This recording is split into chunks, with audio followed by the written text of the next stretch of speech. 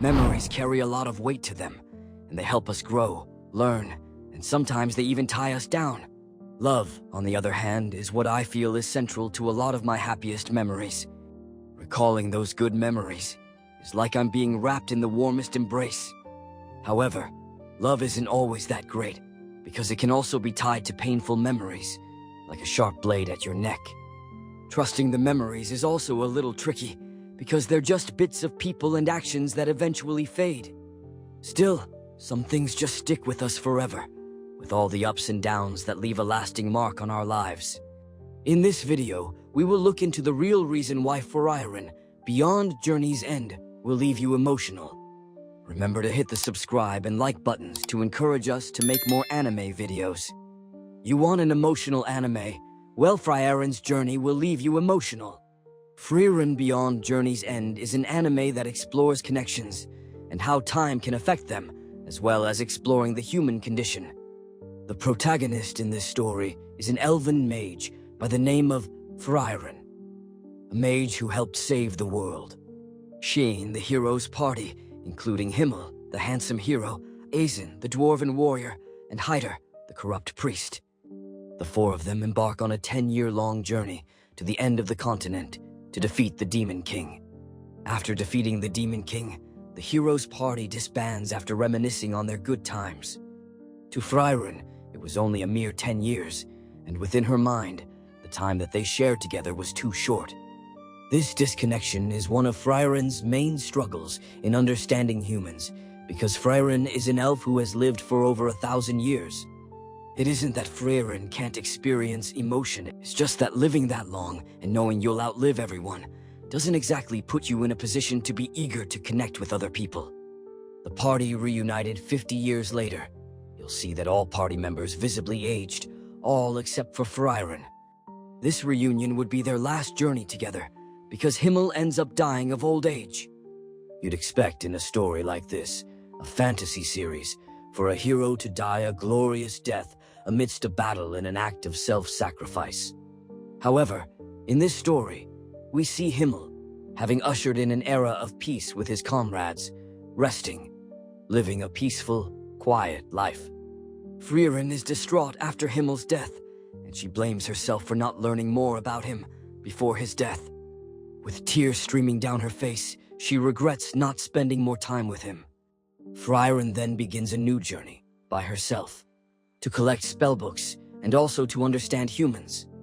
This is where Fern, her apprentice, and Stark, the warrior disciple of Aizen, and even Scene, the current era's most corrupt priest. Frieren is an episodic-driven story that does have an overarching purpose, which is going to heaven, or what they call Oriel in their world. Yes, heaven is believed to be a physical location that Frieren learns about from a book left to her by her teacher, the legendary mage, Flam.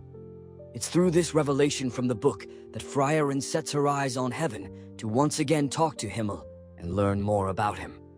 Both connections, new and old, are shown, and we see as the long-lived elf begins to change. Fern is the adopted daughter of Hyder, whom he saved from the war. Fern is a child who's lost so much in her life, and Hyder just wishes to be there just a little longer, to see her grow up until the time that she can take care of herself. A few years later, we see Hyder growing weaker, and he asks Frieren to take Fern with her on her journey. She agrees and tells Hyder to say a proper goodbye to Fern, which shows that Frieren has changed. From the loss of Himmel, she now knows the importance of a proper goodbye. After this, Hyder the priest joins Himmel in the afterlife, while Fern continues to live with Frieren. She takes care of Frieren, and she is very responsible in managing the party's finances. She even scolds Frieren for her behavior, making her very blunt but kind at the same time. Fren acts like a mature person, so Hyder would not have any regrets before he passed away. In this journey, we see Fern genuinely smile alongside Frieren, even though the people she loves dearly are gone. Fern, being a cold person, is a way of protecting herself. In a deeper sense, the fear of being hurt once the one you love has passed could be a very real reason for Fern's behavior. Many can argue that Frieren already does that, but Fern does that within a human context, a fear of connection due to losing so many people. It's not easy to lose someone. Your world starts to feel gray, like things will never be the same again. However, just like Fern, the time will come when you'll be able to form new connections and start to see a little color in your life again. Stark, on the other hand, is the disciple of Eisen. He is a person who can't believe in his own strength, and if conflict can be avoided, Stark would definitely avoid it. And this isn't due to a lack of strength, it's entirely psychological. Despite trembling and fearing for his life in front of the dragon, he manages to kill it with a single blow. Growing up, his older brother was stronger and more talented than him, so his father only held pride in his eldest son, believing him to be a failure. Living in a village of warriors where strength was the only thing valued, Stark was useless due to his weakness. That said, he trained and trained, but it still wasn't enough. When his family was killed, all he could do was run. That is the source of his fear, and the reason why he avoids fighting. Luckily, his teacher Eisen understood his weakness more than he knew, because he also ran when his village was slaughtered. Eisen also trembles when he fights, and for that reason, he sees Stark for what he really is. Courage isn't the absence of fear, it's the ability to act in spite of it. Stark is truly strong and courageous, but he could never see those traits in himself. Stark has a lot of self-hate, and he thinks that he doesn't deserve any kind of affection. He can only perceive himself in a void of his own perceived failures. However, Stark is more than that because he's a kind warrior, who will never turn his back on those that need his help. Sign, however, is an interesting character. He is a middle-aged priest with the regret of never going on an adventure in his youth. When his friend asked him to go on an adventure with him, he chose not to go because he took care of his older brother, who had passed up going to the capital city of the Holy Church. This formed a debt in his young mind, and he sought to repay it by staying with his brother and helping him with the church. He missed the opportunity when it was in front of him, so there's nothing left he can do. However, Sign finally came to his own conclusion on what he needed to do. His older brother loves him, and he wants what's best for him. He wanted him to be happy, and to make a choice that he would never regret. It's easy to think that too much time has passed, and you can't do anything since you missed the best time to do whatever you wanted to do, but that is never true. It's best to do something even if it's too late than regret it for the rest of your life. That kind of message is what Sane's story is really all about. On the other hand, selflessness. It's the perfect word to describe the love Himmel held for Frieren. The adventure with this party is oftentimes told in parallel to adventures Frieren shared with her old comrades. Through this new journey, we see glimpses into Frieren's past and the kind of person she was, as well as her comrades.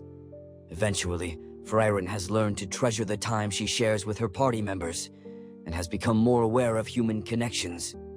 No matter how long or short this journey lasts, Frieren looks to treasure every second of it. As we get more flashbacks, we begin to see Himmel's clear affection for Frieren. However, Frieren never perceived Himmel's actions as romantic at all. Nonetheless, Himmel engraves an important place in Frieren's heart. It is also good to note that Frieren found it easier to stay by herself, away from people, because rather than losing people as time passes, it's easier to pretend that connection itself is meaningless. Despite that, Himmel managed to still find a place in her heart, along with the rest of the hero's party members in those 10 years.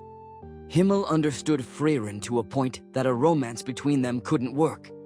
Even if he spent a lifetime to convince her, she'd never see a point to their love. Decades after Himmel's death, Frieren gradually processes their time together, and she is now left with the memories of his love for her. To Frieren, this journey is a path that will guide her to a place where she'll be able to say the things that she should have said to Himmel when he was still alive.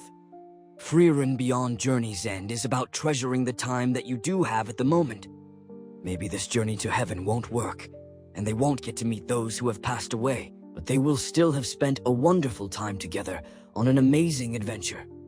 No matter what its length will be, the time you spend with people you cherish is always unforgettable.